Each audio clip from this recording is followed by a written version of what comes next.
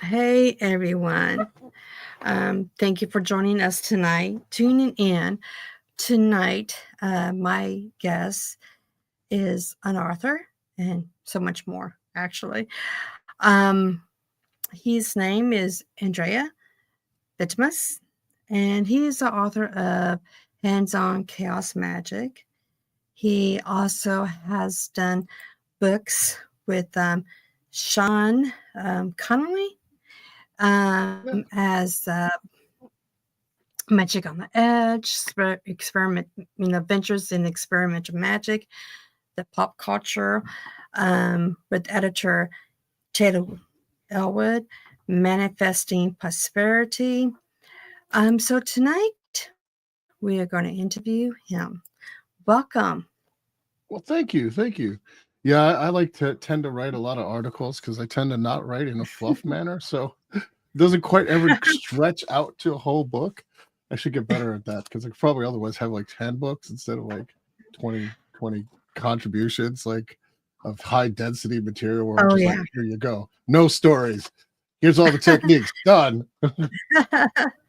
I It's been a while since I read your book because it came out in like 2009 or Yeah, it's been 10 or 8, something like that.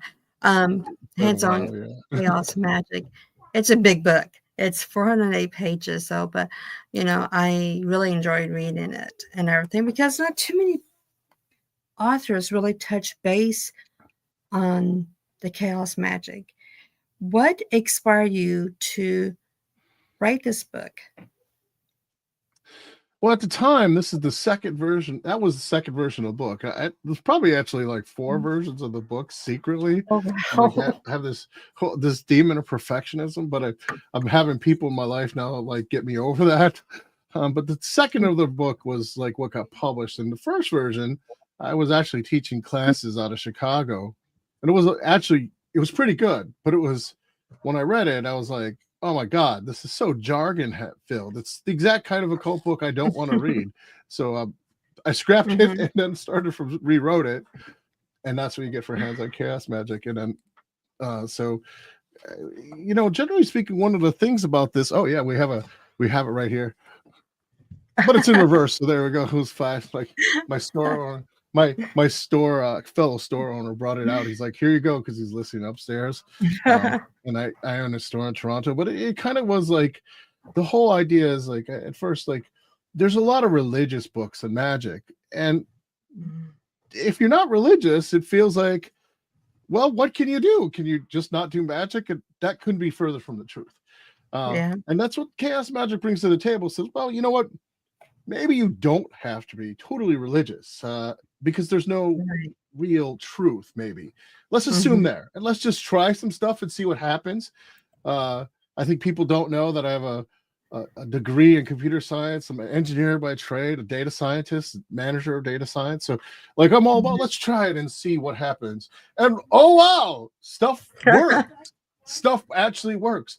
So it's kind of like you get into if you don't ignore the scientific method, you can't ignore the results. And I think that's one of the beauties of chaos magic. If you're like not fully on the faith thing, because a lot of people have been burned, with their Mhm. churches or even their covens, and they just Yeah. can't get into it because they're like, well, this is tied to this religion, but Mhm. magic is not. It's not. There's not a real discussion of that. A lot of now, I think there's more. But when I wrote the book, Mhm. it sort of was coming out of the whole punk rock of the 70s of the chaos magic is all about as old as Wicca actually. And Yeah. then it went through the punk rock stage, everyone, and kind of that's where we came up in. And there's sort of this attitude that for a lot of reasons it's probably better to do things yourself and figure Right. it out. Um, and there's a lot of evidence of why people would say that, like where you Mhm. get gurus who are doing sort of weird things that they shouldn't be doing. I don't know how many sex abuse scandals we have, but the do-it-yourself movement was like, well, why don't you learn how to do this yourself? Like, why don't you figure it out? And Mhm. if you're going to try to figure it out, dogma gets in the way. Yeah. You need some sort of thing like chaos magic, but now it has many names, of course, because the internet splinters everything and makes Oh, yeah. the 50 fractal variations of postmodern. chaos magic, non-dogmatic magic. But essentially, you need some way to actually get around dogma and some framework to actually test what you're doing. And that originally, that's what chaos magic was when we wrote this book and before it was all about that. Like, and let's see what we get. Let's experiment and play what we get from these different things when we kind of set aside the dogma. And then, let's make it fun. Like, let's see what happens. Like, now for a lot of people that might be dark, for other people might be light. It doesn't matter. If you're getting results, that's sort of where we should start the conversations of magic as a technology, almost as a spiritual technology, as opposed to religion, which has different goals. Still valuable goals, but they're slightly different than engineering or results or stuff like that. So chaos magic really appealed to me because I was basically agnostic for a lot of years. After coming out of a Catholic school, high school, I was pretty much like, yeah, I'm not for this whole religious thing anymore. I know a lot of people that's agnostic, and when they want to start a magical life, they always go to chaos magic. Do you think it's because it's kind of tied in together, maybe? I think so. I mean, if you start Wicca, there's a religion of Wicca. Now, I would argue people would argue there's a witchcraft religion too, and maybe that's true. But I think anthropologically, there's more likely sort of people who get good at witchcraft that do witchcraft. I don't know if they would see it quite such in religious terms as we would today. But what does chaos magic say? There may be no ultimate truth. As in the dogma, the factual cases of religion, all that are tools. And they're tools to an end. They have goals. The systems all have goals. They want to take you to a certain place in their narrative. And understanding that from a meta perspective fits right with agnosticism. You can get magical results and not necessarily believe in an absolute god or goddess. It's okay because it still works. You don't have to explain sort of that this works because of this. You can kind of still say, well, let's see the evidence of this. What we can say is that certain techniques and certain procedures seem to get results on a reliable basis. And that appeals to an agnostic because they don't have to accept that reality is as limited as our material world. They don't have to lose their skepticism about where's the evidence for these other things too. Like, you only have to, once you get evidence, you can accept it in bites. You don't have to accept these sort of universal truths till you get enough evidence for yourself. Right. I think that appeals to a lot of people who actually, maybe they didn't have such a great experience with religion. Many of us didn't. We just didn't. It doesn't square the circle with our logic, but magic can actually. Especially for those, one of the things people realize is the original 80s and 90s chaos magic, like half the people, like including myself, are master's degrees or have better, before it became really popular on the internet. We have a lot of people who are very smart in chaos magic who just cannot they need to not shut off their rational, like what they kind of perceive and kind of see and the critical thinking skills. And that's sort of why it appeals to people with agnostic. I think a lot of agnostic people feel the same, and they don't want to shut off their critical thinking skills. It's not even so much the religion that's the problem. It's sort of like how it's interpreted by others, I think, in some cases. Makes a lot of sense. I mean, it really does. Because, with our company, we always tell people, magic can change everything. It's not like you snap your fingers and like bewitch and everything changes. You have to work for it too. What would you tell the audience about your thoughts on magic, actually? I think magic's really, honestly, a technology we just haven't worked it out for the details for. But science keeps cherry picking that too and making the goalpost harder. So you know what used to be magic 200 years ago? Hypnosis. That's what the Greek mediums did. It was all magic. You know what else used to be magic? Alchemy. So that some of the premises of alchemy didn't quite work out. However, it leads directly to chemistry, which did work out for us, as in the general methodologies worked, the general models that they had maybe a little too didn't quite work until an alchemist figured out the periodic table. And now we get that.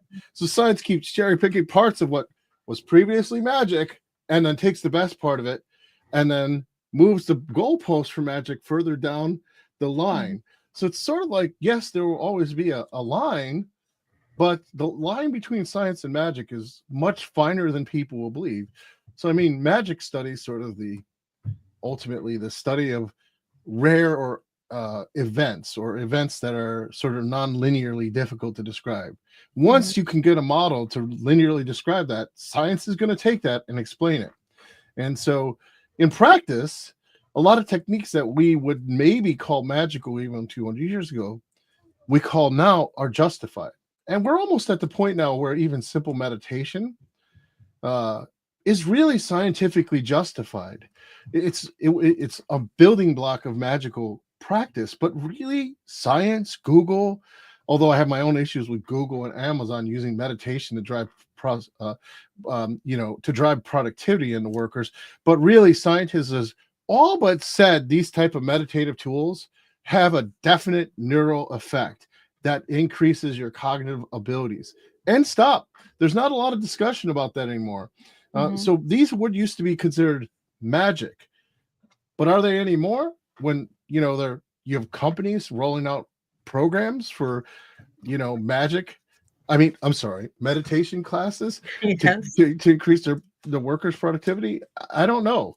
I, I mean, so again, even the term magic gets really hard because we keep moving the goalpost. Now, there's still some things I think are Mhm. magical that come across, but I think the word itself. I think if everyone listening just take a step back and realize before COVID, even I think there wasn't even much that much. There was, but it wasn't as much where you could use meditation. No, like I think does your coven use meditation as one of the foundations for magic? Yeah. We do see we do things different. With the meditation, we kind of do like okay, it's like we split everything up in three parts. Okay, like we have the science part, which is to self empowerment yourself, get grounded and centered, do meditation, do the learn about your chakras and the eightfold path and reality attraction because we want everybody to be like comfortable in their own skin. Okay, and then we go on into the art of things. You know, more or less what is magic. Candle colors. Different parts of meditation for your chakras, cord Mhm. pulling, and stuff like that. Sabbaths, East baths. Then we go to the last part. That's when we do the magic because and we might be wrong because we never been in a coven before. It was just kind of given to us by the gods. Long story, but anyway, um, it was just given to us, and so we just kind of created our own lessons plan, like, and then the magic part would come in last because we want everybody to be um, their one self. You know, we don't want to be scatterbrained or nothing. One because we take it seriously, because of the intentions, your words of power. And we wanted to make sure that everybody knows that. So, I mean, like I said, we might be doing it all wrong. I don't know. No, It I has been don't. over I 30 don't think there's years. a right or wrong answer anymore. But the point here is that you're kind of making the point, right? Mhm, Even in your coven, which is basically magical training, you're labeling the first 2/3 as mhm, not magic, right? mhm. So it gets hard. It's the line of defining what is magic gets harder and harder. Yeah. But ultimately, like that's sort of a great side discussion. But Mhm. ultimately, all these techniques ask one question: does it work? Is your life better? Yeah. Like, so we can draw the line in psychology and say this self psychology stuff works, or we can draw Mhm. the line in ritual magic.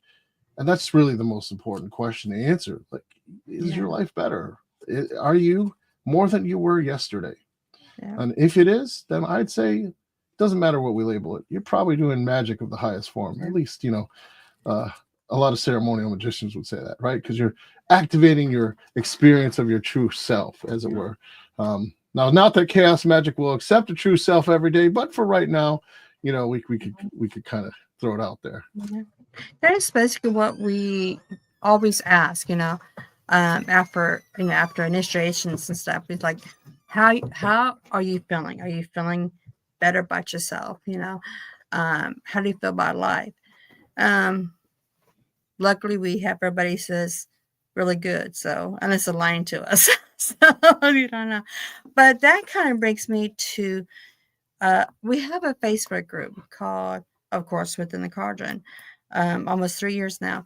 And we like to ask daily questions and stuff. Of course, we approved the post and everything. Somebody posted about 3 months ago a question that I'm like, kind of really stumped me. So maybe you will have a good answer for it. So with mental illness and spirituality, okay, is there a thin line between the two? I think so. Think so? I mean, shamans of old used to get training. Mm-hmm. And while I'm very spirit friendly, I also believe heavily in grounding, centering, banishing. Mm-hmm. Now, I don't think if you go outside of Western medicine, a lot of these mental health disorders previously used to be considered like entities entering your body, and sort of in your mind and sort of taking up residence there, sort of until you can learn to get rid of them. Not all. Obviously, we know enough now to know some things, just neurochemical. They have to be fixed in a neurochemical way. But there are other kings that are actually thought loops or thought patterns that sound a lot like what they're describing. So there's often a very thin line if people aren't doing the basics. And this is where people get in trouble, is they'll do things. They won't meditate a lot. They won't banish and center, and then they'll get obsessed with one working they did, and then everything kind of spirals. I mean, everyone thinks like you do one working, and yes, you may get Hollywood results. Your results may value the first couple times, but the real dangers aren't Hollywood-like dangers. It's that you'll feel so good about a working, you'll get obsessed with the spirit, and not really maintain a good balance in life, a good balance between this was a magical act and this is a spirit that I contacted through that magical act, and this is what we expect that spirit to do. Some people will either idealize that to the point that they get a little confused, and then weird things start happening with their mental health. But it's also true that they could do that with a negative thing. I don't want to make it sound like people just do the positive thing.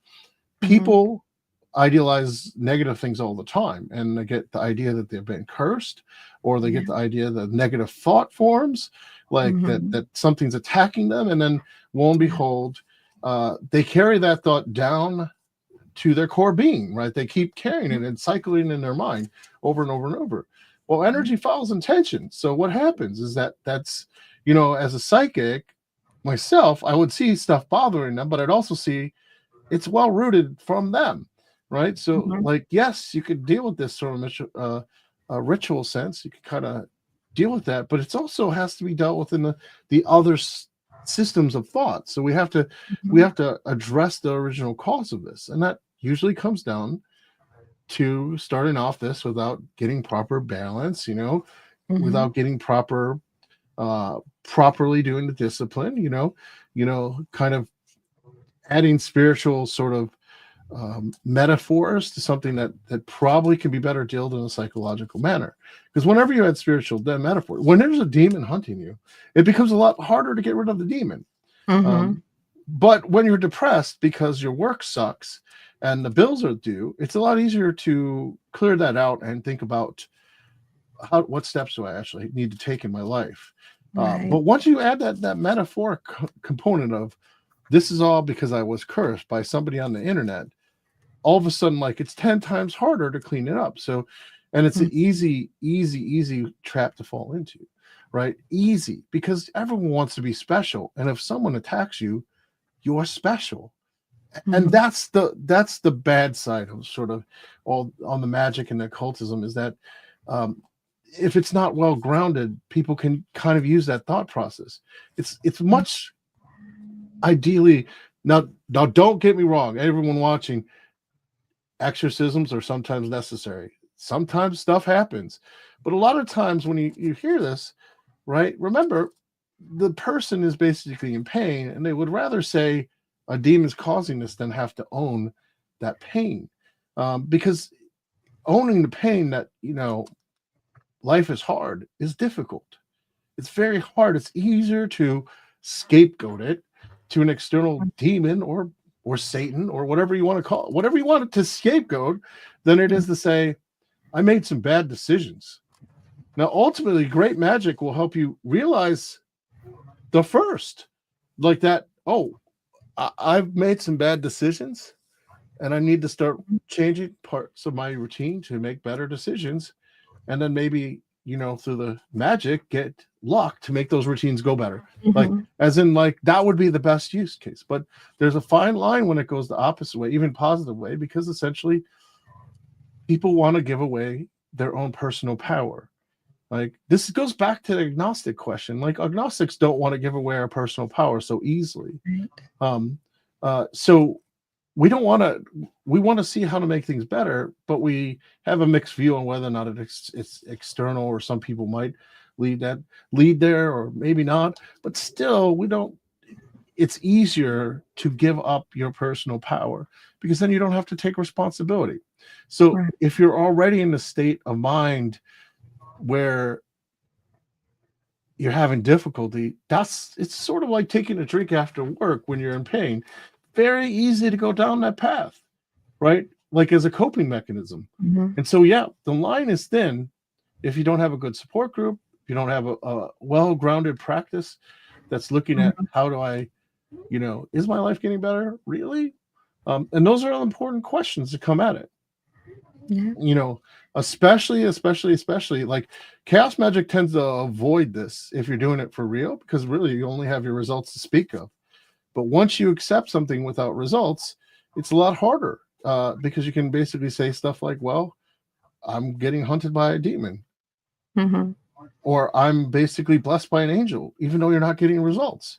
Like, there's no evidence to suggest that, but inside your own mental state, it is. In which case, then, with no observable results, other people would see this as, what's going on with you? What's going on with this? The other tendency is that people have to admit the fact that this personal responsibility comes more into play with ritual magic too, because you have to be responsible for your emotional state, which means the outcome of ritual is yours. You own your state. Like, once you start passing it off on other people, like, oh, I'm mad right now, or I'm this, or I'm this because of this other person. After you did a ritual, that's not the case. Like, you have to own your state. Like, you're agitated because you did a ritual, and that ritual drew up stuff that is aggregating to you.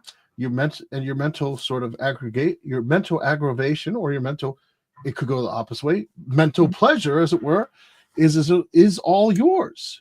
Like, right? So this comes down to sort of, in some ways, this magic is very much opposed to many of the qualities of current Western culture. Like, you just don't have a scapegoat with magic. If you're grounding and you're doing it right, and if you do try to use magic as a scapegoat, or it can have that effect that you're describing. Like, there is a thin line there, because it's not a grounded pursuit of results, a grounded pursuit of bettering yourself, and a grounded pursuit of getting in touch with the real you, past all the trauma and pain. Yeah, or I might even go further to say, the reason it's a thin line is because we're all have trauma, and it's another easy scapegoat for that trauma, to not address that trauma. I totally agree. Yeah. it was kind of like easy for me to answer my perspective, but then again, it was kind of like hard too. And I think it's because at that time I was just swamped with everything, and this is like, oh my gosh, I want to help you out, but I don't want to give you an incorrect answer or anything. So, but thank you for that, because everything you said was absolutely what I would have said if I would have thought of it or anything. It's So, also, I mean, that I know magic can be a lifestyle accessory for many people. mhm, What I'm talking about isn't easy, right? This is hard, mhm, right? yes. Confronting your own trauma, confronting your own issues so you can better yourself, magicking to kind of strengthen parts yourself or get luck in certain aspects that isn't counterproductive.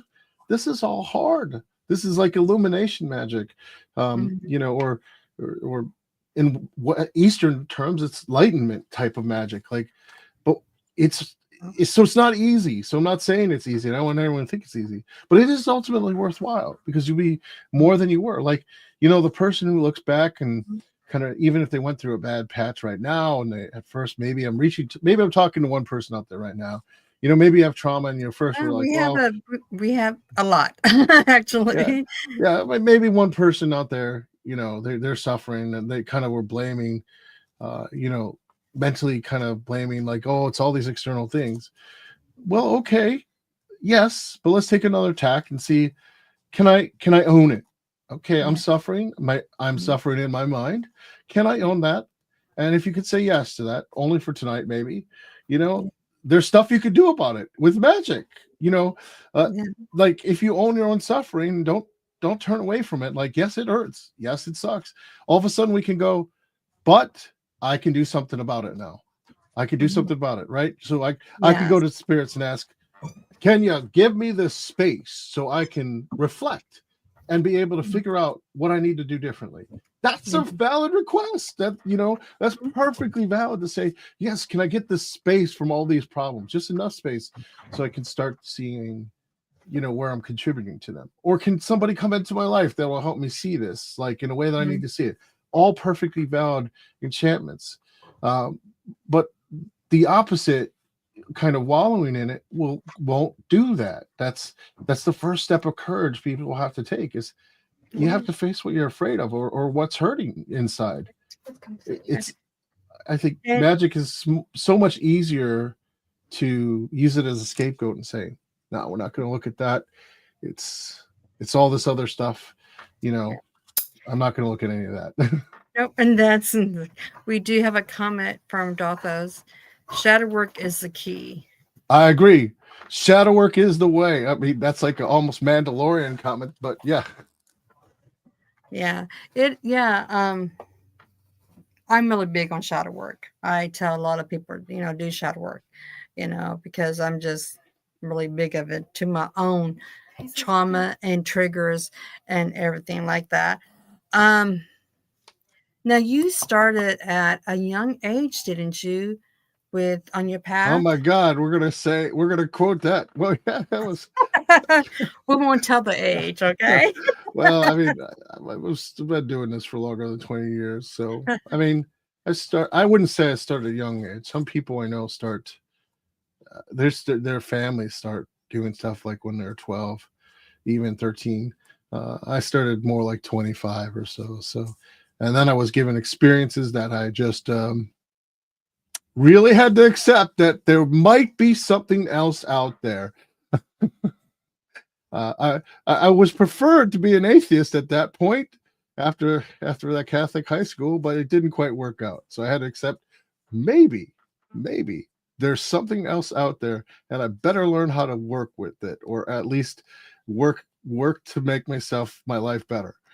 Despite, maybe in spite of some of those things at that time, but eventually we kind of all worked it out. My daughter Amy wants to say hi. Oh, I don't know if you can see me. Hello, hi. Hello. I just recently read your book and it's really good. Oh, So I just thank you. say hi. Thank you. Eventually I'll get another one out there, but I was just telling my mom I need to post it on my TikTok. So oh, please do. yeah. It was a really good book. And you were talking about shadow work, and I'm always working on shadow work every day. I feel like it's always something that you can always include in your life, no matter what. You know what? It becomes so much easier when your demons are your best friends. Yes, I agree. I agree. She just had to sneak in there. Yeah, I just wanted to, say She hi. goes, "Can I say hi?" I'll go, "He's talking. He's Because talking." we all, we're all family witches, and we all do the podcast together and everything. And I was listening behind the scenes. I'm like, I just want to say something real quick and just say hi. Nice. That's all right. I love being photobombed, so it's great. No, it's fine. It's fine. She's the queen of photobomb. That's it. Nice. But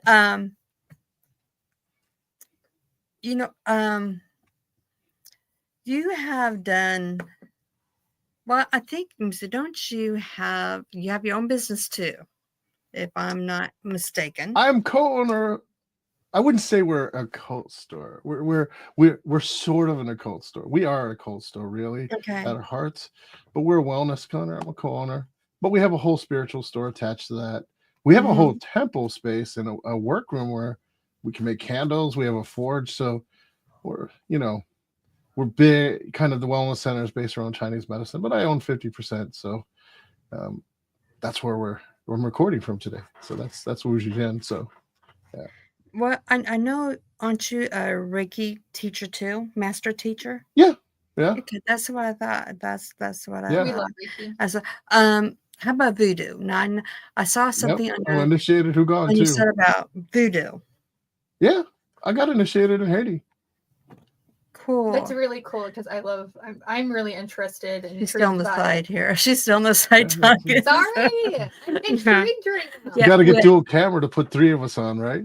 With, Normally are in like an office space where you have multiple people. I just came home. We just got small kids that's occupying the office space right now. Yeah. So. Nice.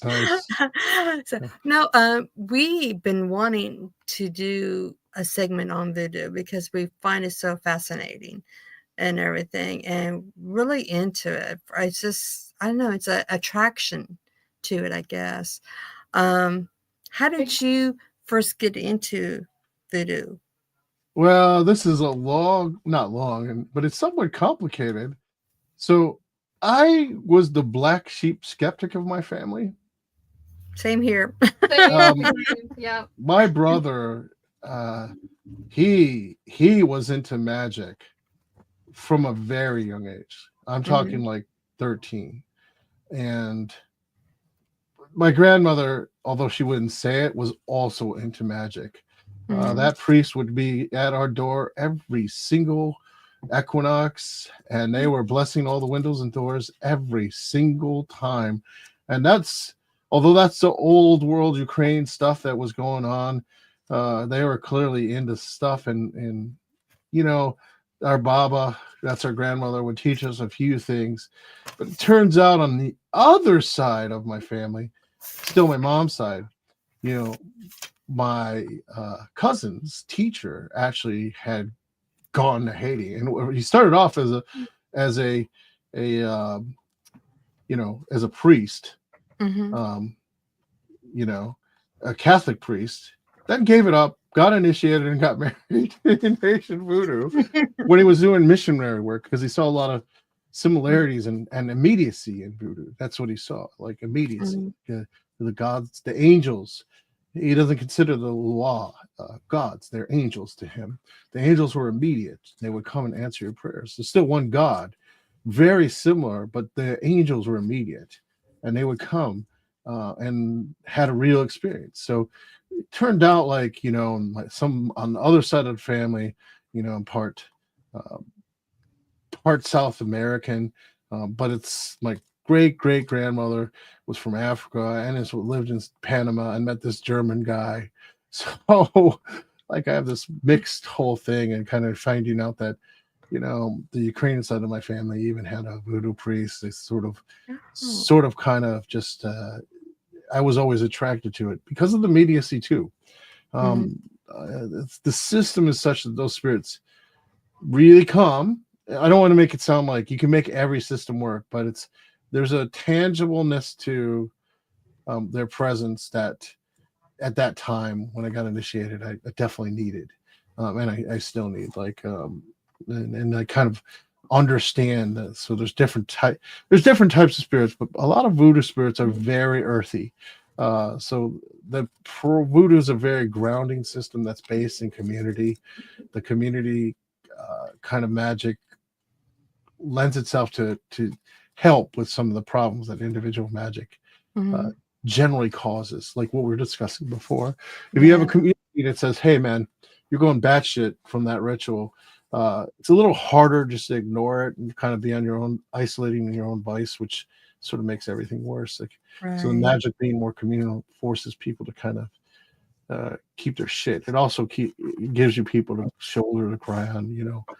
Some of those voodoo possession rituals, they're difficult. You know, when you come back, you're crying. You don't know why, because it's the spirit, you know, was crying, and you're just it moves you. Yeah, right. You're just, because you're possessed, you don't remember, but the remnants are there, and like the changes are there. So, and then you're different. So I kind of found I loved it. You know. You know, so we in our store do a lot more New Orleans voodoo than Haitian voodoo, because Haitian voodoo is very complicated, but it's very beautiful. But it takes a lot of people to pull it off. But New Orleans voodoo, you can kind of do it without initiations, and it works. It works very well.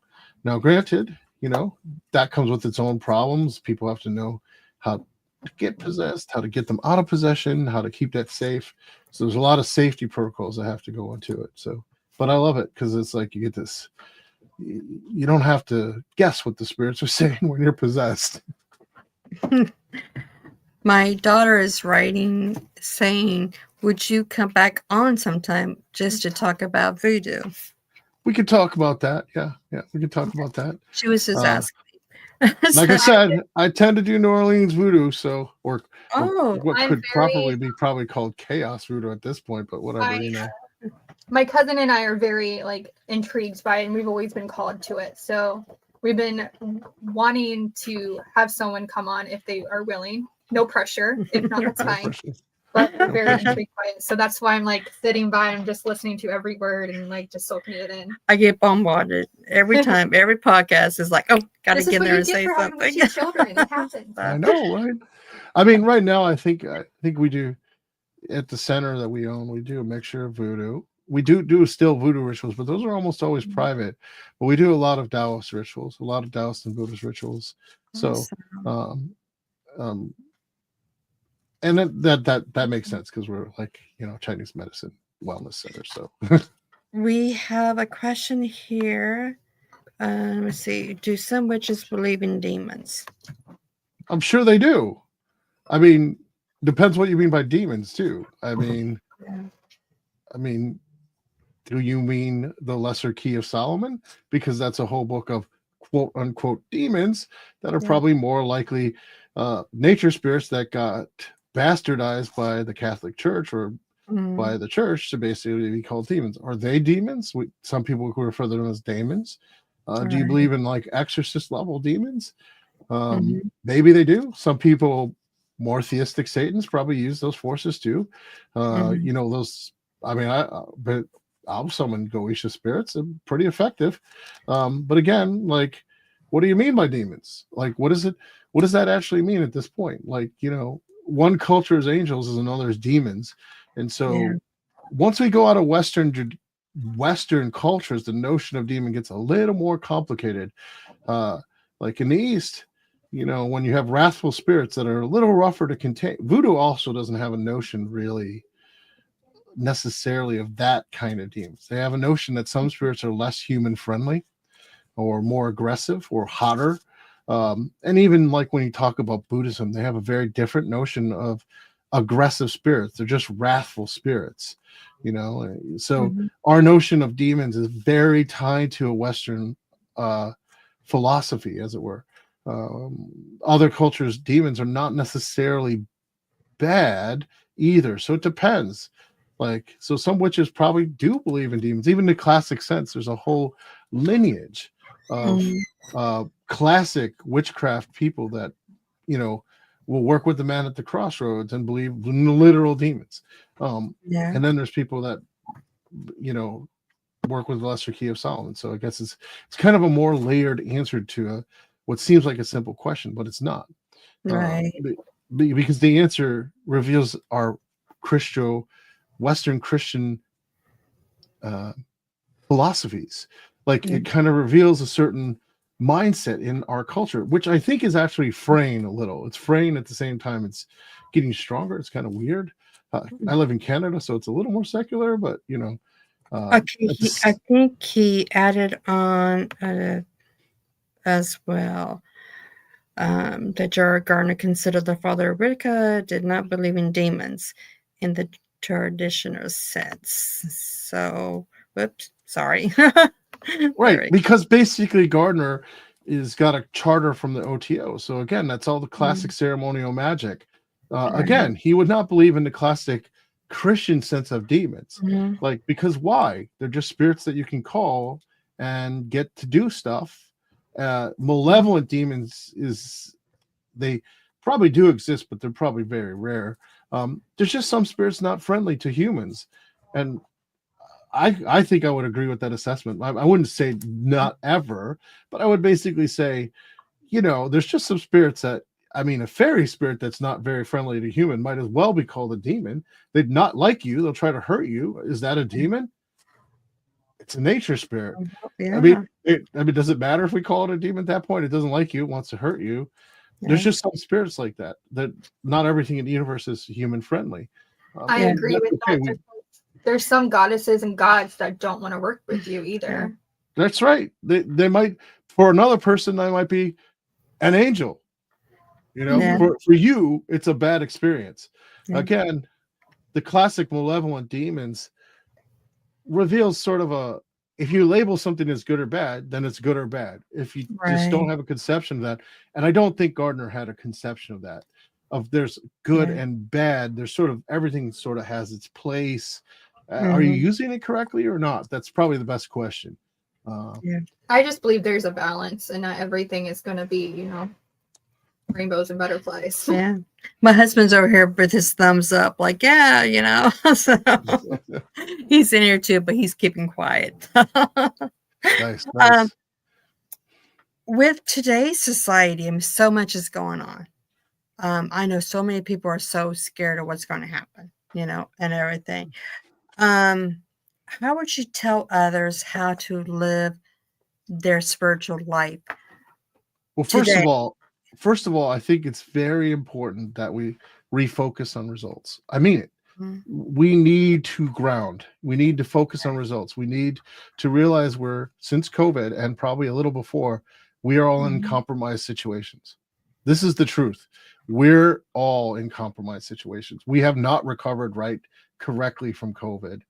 As a society, like all the time, I've had to work months to be able to socialize more properly again because COVID just sort of took my natural tendency toward introversion and multiplied it times 100. Yeah. And I'm not alone. So we're already in this sort of weird liminal space of change.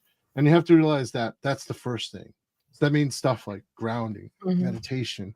This becomes really important and becomes more important when we're bombarded with massive quantities of information, probably a lot created by AIs and probably a lot even more fake.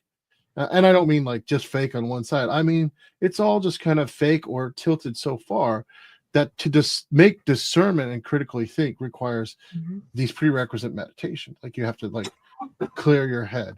You have to stand and clear your head. Because there's been other times in history people experienced really traumatic things and they got through it. Like when you look at the ideas of the most horrible thing, like the Holocaust, the people who survived had a very simple way of surviving. Yes, they got lucky too, but every single one of them that survived could look to the future and they could tell you what they were going to do.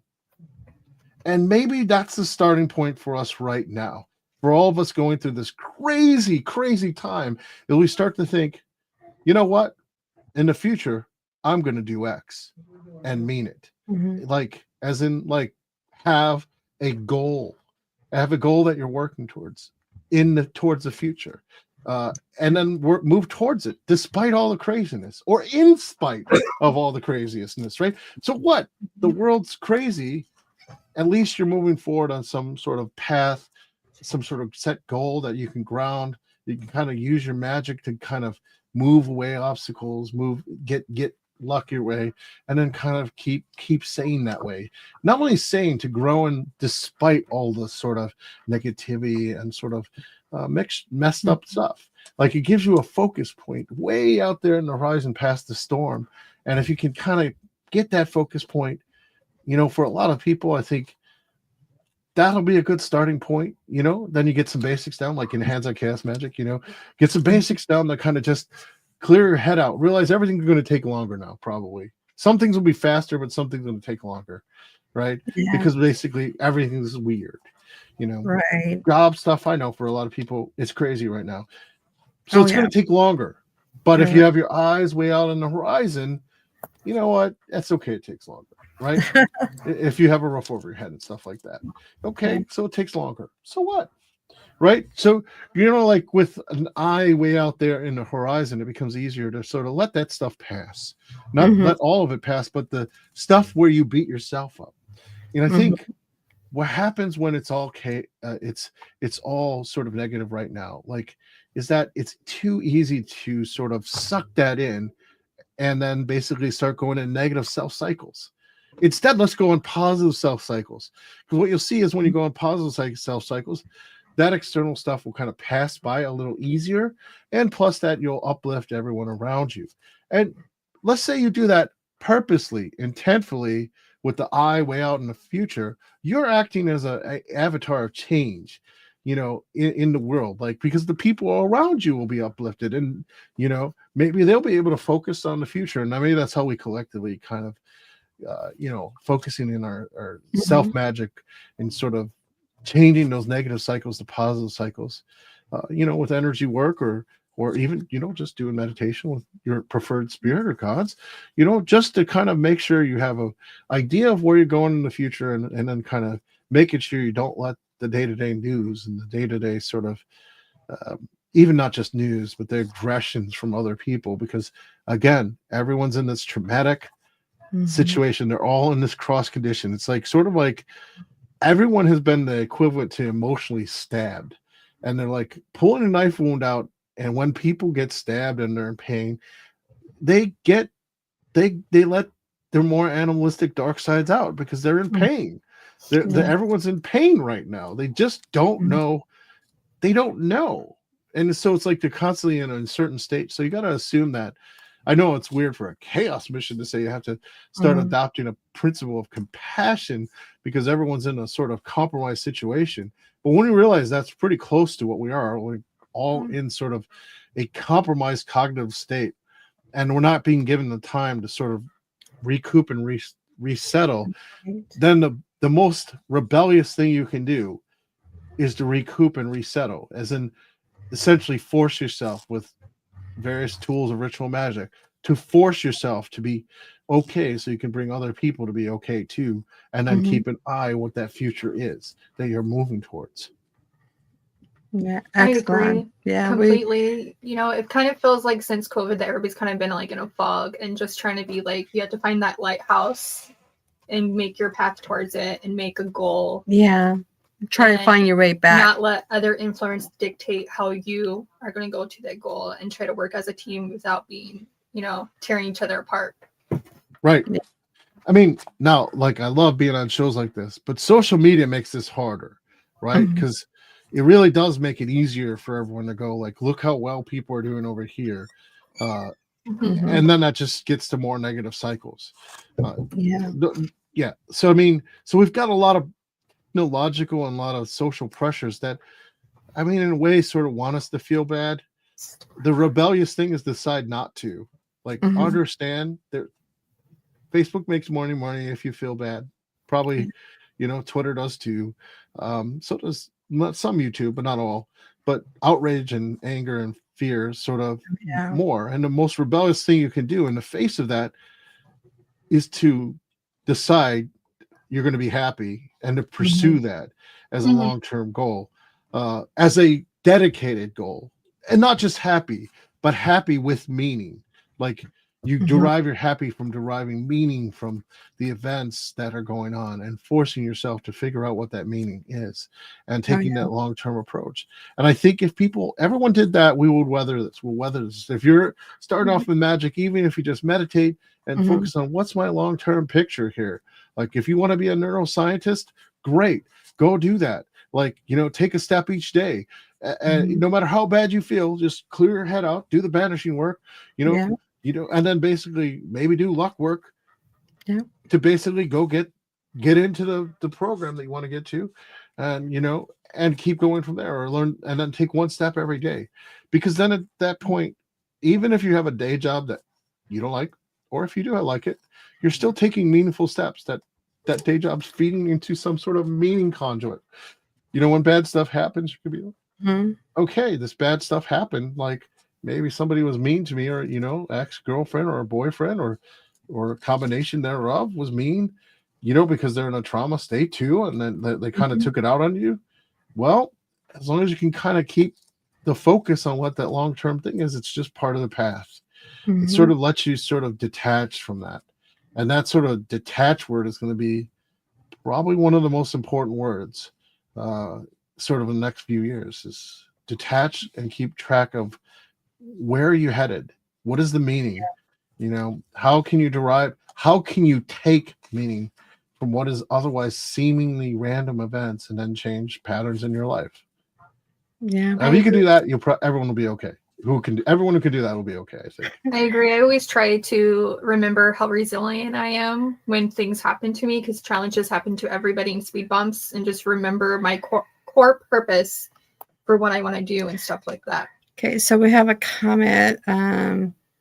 Was it when the pandemic was conducted and how the public were guided by the authorities to act a form of high black magic? I don't want to get into conspiracy theories, because to answer that, like, either would tell people that I think the authorities acted correct and people will be offended, or I thought they acted incorrect. Um, Okay. Which the question sort of, there's a lot of underpinning things Yeah, that, Yeah.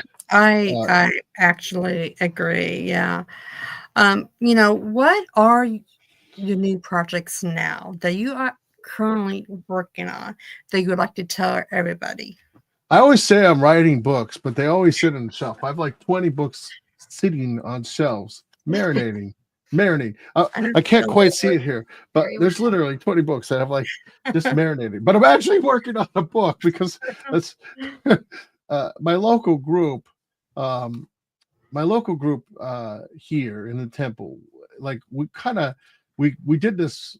I got remarried recently. Well, Oh, congratulations. Yeah, and we did this stupid, I mean stupid, 2 days of ritual magic and possession rituals, which was called the Festival of Immortals, which was fantastic. I mean, it was stupid because it was so Aleister Crowley over the top level of, like, just anything, like, basically you can imagine. It was that.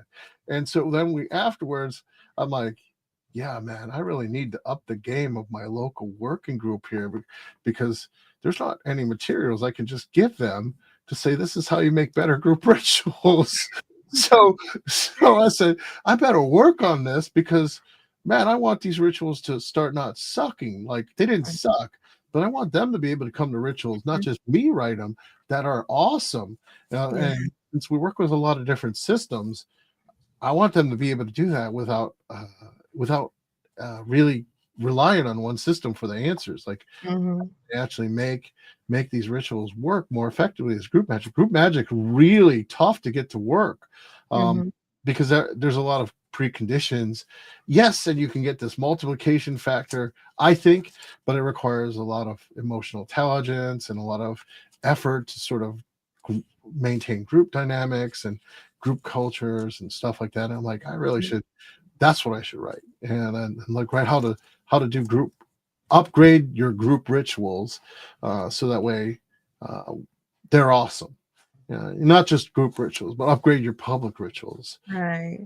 Big public rituals. Like, how can it be more awesome?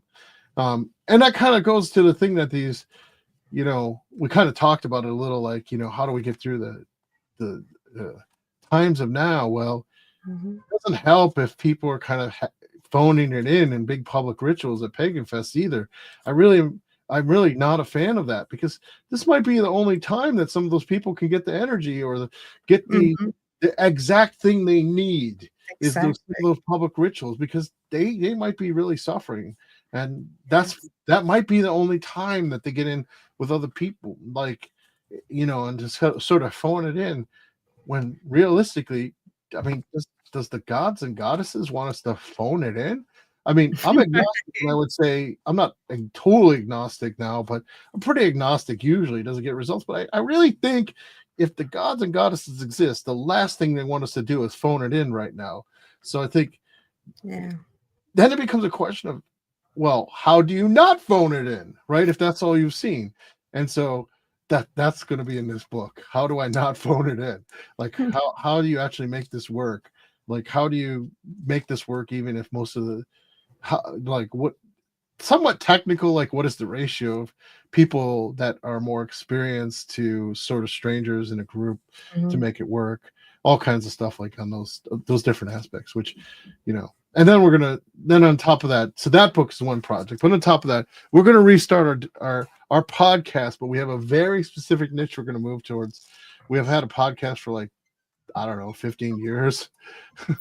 We stopped for a while because we're like, yeah, let's stop. But we're going to specifically interview people right after ritual. So we're going to get fellow authors on. We're going to do actual ritual. And then you get the interview right after we're done. That'd be nice. That'd be really nice. I really like Right. that. It's awesome. Yes. So we're just going to be like, yep, ritual's done. And then right into the interview without any time to decompress. We're like, that was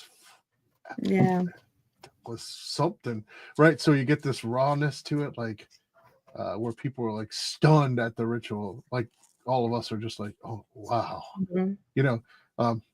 Which we used to be in live radio, so this is like sort of continuing in our general, like, yeah, this is the raw, authentic. This is what people look like after a ritual, all sweaty, kind of like sweaty, maybe a little mentally confused, so they'll get the rawness of that on YouTube, right? Like, Right. anyway, have people who are like sort of not into ritual ask us questions, and then and MC it, and then basically have those authors and us sit down and eat a post-ritual meal while we're still totally messed up.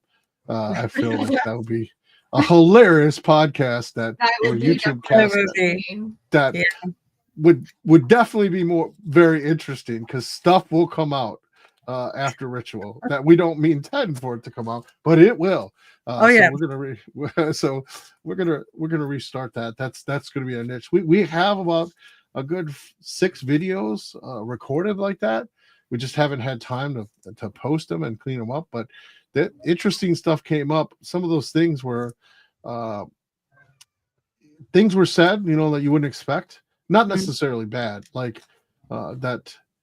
Some rituals were not easy either. Like, we're coming out and we're like, yeah, that felt like I was drowning. That whole ritual, like, I'm not okay. That's what we're talking about.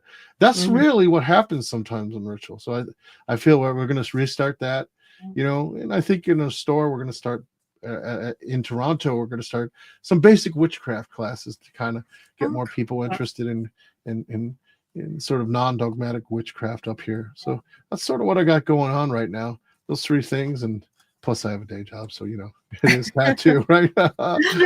Yeah, I know. You when you was talking about the aftermath, I call it of stuff. drunk. when we after we get done with our coven and stuff, we all kind of like just stay till like 3:00 in the morning and just laugh, giggle, just just talk about anything that comes to our mind. It's like so you're kind of like high on the energy. And Yeah, you don't know what to do with it. yeah, it's like you gotta high up the energy. You just gotta kind of. That's right. So you'll get all these authors and us, me in my corner, Zach here at the Wuji Zen Wellness Center. We'll be high on the energy and then talking. So like if people ask us questions and we're really high, why can't an answer we should give out, right? Like, oh yeah. Yeah. Understand I'm a coffee That's- drinker. Yeah. That is really, really awesome. Before we end, is there anything else that we forgot to mention that you would like to touch base on? If you're in Toronto, come down to 255 Broadview Avenue. That's our store.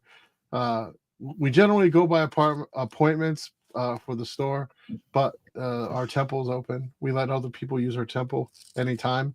And you can kind of just come do a ritual yourself if you want.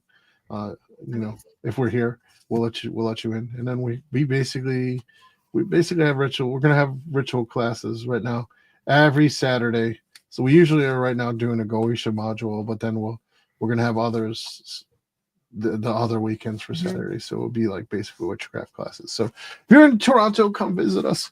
We'd love to see you. We love if you found out, come from within the cauldron.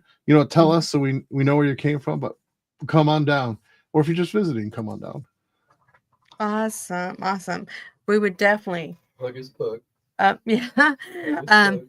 So my husband's like plug all his books in, because you did the hands-on magic, chaos magic, but you also I've did got a a book. lot of articles. Yeah, Yeah, well, probably you more did than you listed. I article should get a whole too. list for you. I'll get a whole list Oh, after yeah. for show.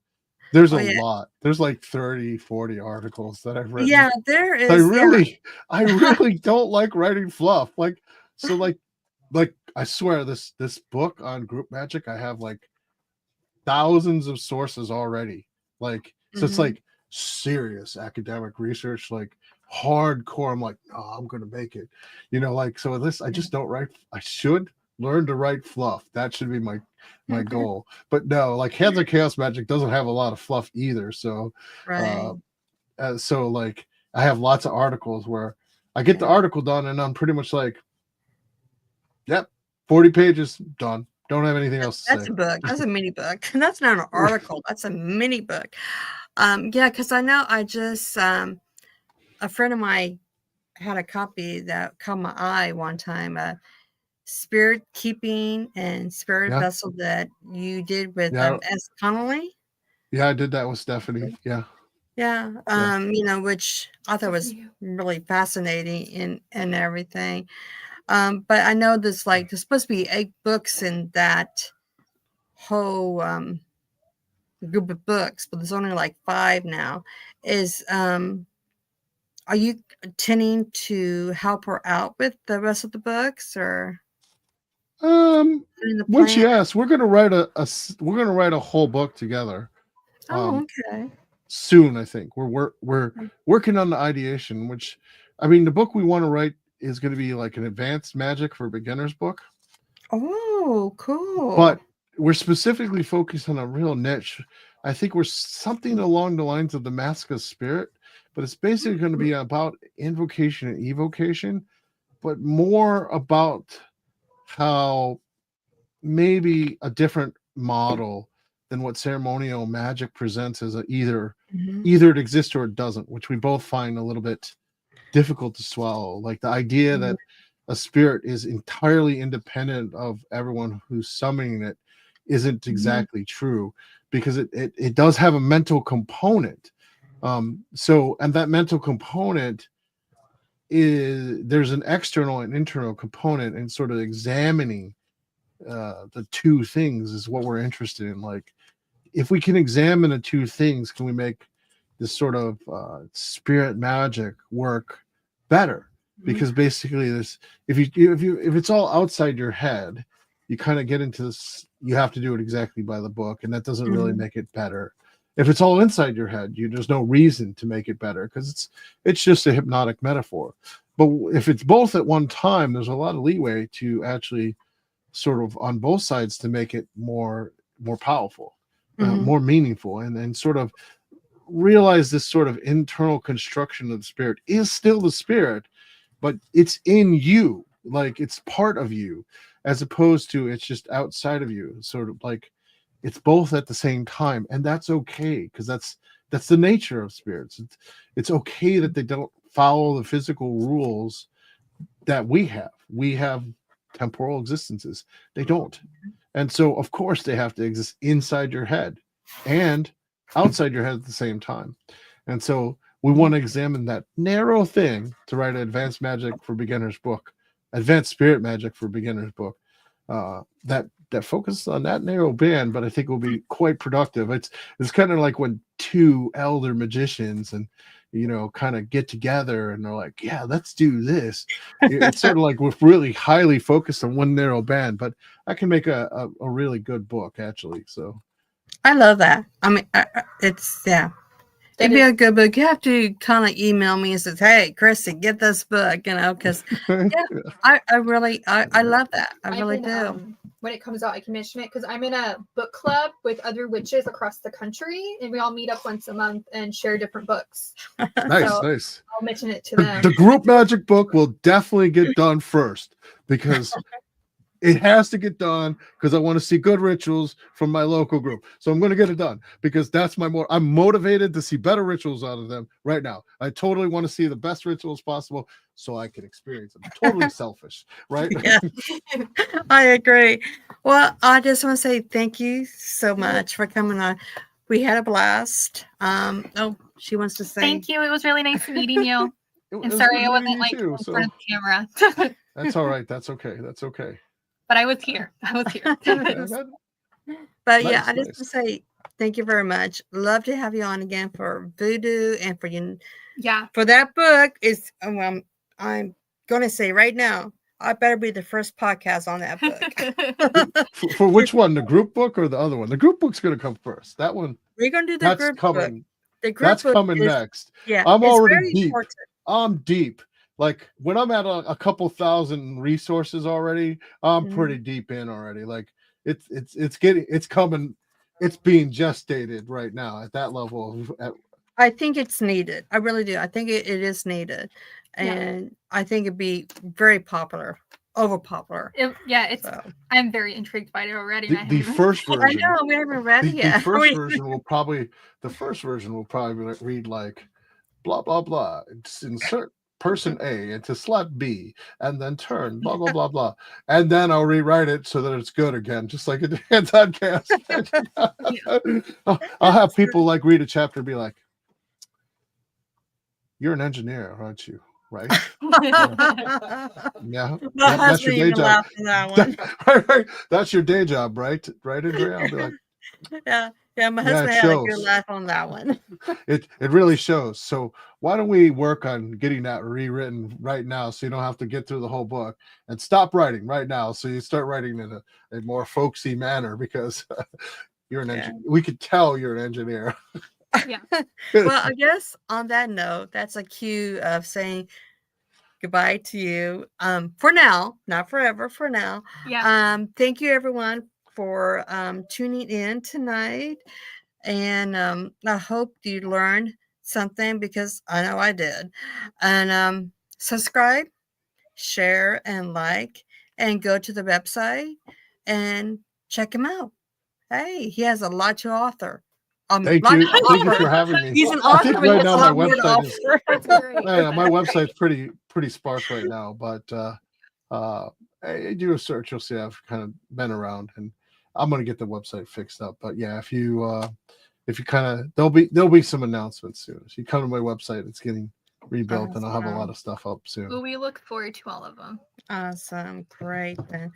Well, we say good night to the audience.